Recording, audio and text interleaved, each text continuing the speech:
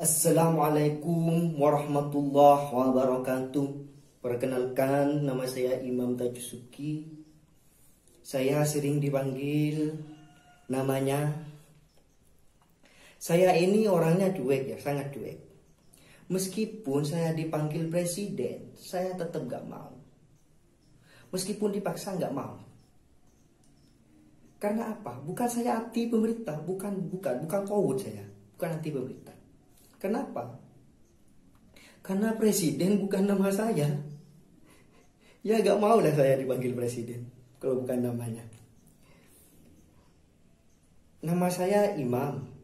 Sampai sekarang saya belum tahu kenapa orang tua saya memberi nama Imam.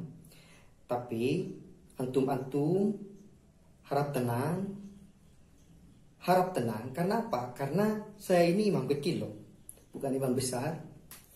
Jadi tidak perlu ditunggu kepulangannya, karena saya sudah pulang ini, sudah di rumah. Ada hadis atau pepatah mengatakan khairukum man ta'allamal Qur'ana wa 'allama. Sebaik-baik kalian adalah orang yang membaca Al-Qur'an dan mengajarinya. Berangkat dari hadis ini mendorong saya untuk menjadi pengajar TPA. Tahu TPA? Taman Pendidikan Al-Quran di salah satu masjid di Yogyakarta. Hal yang paling sulit bagi saya adalah ketika saya mengajarkan terhadap anak-anak yang sebelumnya tidak pernah mengenal apa itu namanya tajwid. Mulai dari nun sukun dan lain sebagainya, tanwin dan lain sebagainya. Pernah kejadian seperti ini. Min ainin, nun mati bertemu dengan huruf ain jadinya apapun. Ini ipul ini adalah panggilan terkeren atau sapaan terkeren dari fulan. Biasanya di pesantren fulan, kalau di bahasa milenialnya ipul. Nun mati bertemu dengan ain jadinya apapun. Nunnya kaget dan lari, Ustaz. Lah kok kaget dan lari? Kan ainnya disamperin nunnya sudah mati. Astagfirullah. Semenjak kejadian itu saya putuskan untuk berhenti mengajar. Karena saya takut, pemirsa. Takut apa? Takut saya bertemu dengan nun yang sudah mati tadi. Saya ini santri ya, lebih tepatnya sih alumni santri, karena saya pernah mondok di salah satu pesantren. Santri dulu dan santri sekarang itu sebenarnya banyak perbedaan. Kalau dulu itu menyikapi babi itu haram ya, haram mutlak kecuali darurat. Kalau santri sekarang, santri milenial itu beda menyikapi babi. Babi itu bisa halal dengan cara apa? Dinikahin.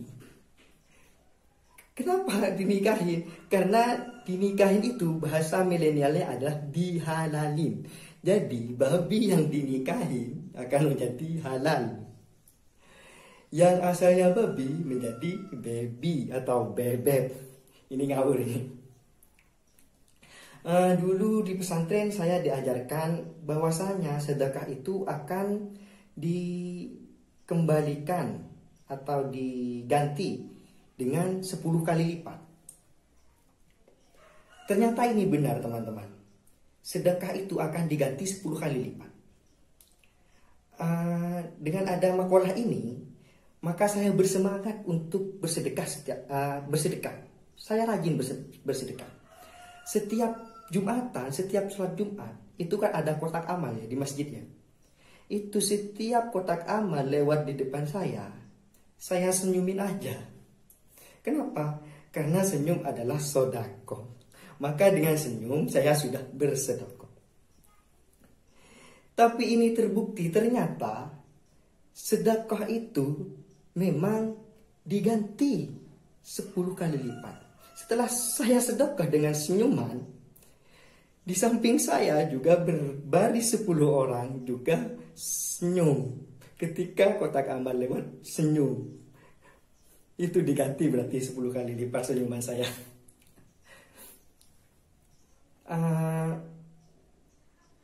Temanya tentang NU. NU itu yang saya baca itu ada dua. Ada NU struktural, ada NU kultural. Tapi kalau saya lihat sebenarnya NU tidak hanya dua, teman-teman. NU itu ada struktural, ada kultural, ada kultural. Nah, ini yang ketiga, ini NU kultural. Kalau NU struktural adalah orang-orang NU yang menjadi kepengurusan di dalam NU, itu struktural. Kalau kultural itu orang-orang yang di luar struktur tadi, orang yang di luar kepengurusan yang mengamalkan amalan-amalan NU. Yang ketiga ini adalah kultural. Apa itu kultural? Adalah orang-orang NU yang menularkan ke-NU-annya di keluar organisasi NU. Misalnya ketika ngopi, mahasiswa NU ngerokok, di luar NU juga ikut ngerokok. Berarti dia dengan tidak sadarnya sudah menjadi NU kultural. Tidak hanya itu pemirsa, seperti fenomena Hari Santri ini. Hari Santri dulu itu ditolak dengan berbagai argumen kenapa harus tanggal 22. Tapi kenyataannya sekarang mereka juga yang menolak dulu juga mengucapkan selamat Hari Santri. Itu kan berarti akan menjadi NU pada akhirnya juga menjadi NU. Di pesantren juga diajarkan jangan melihat seseorang itu dari luarnya saja. Meskipun demikian, jangan sampai kalian melihat dalamannya juga. Ini bahaya ini kalau diartikan seperti ini.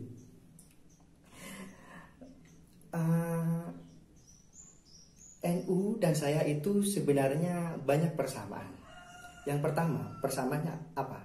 Kalau di NU itu ada semboyan hubul waton minan iman. Cinta tanah air adalah sebagian dari iman. Kalau saya itu, cinta tanah air adalah sebagian dari imam. Asik. Berarti ini saya NU 100% ya.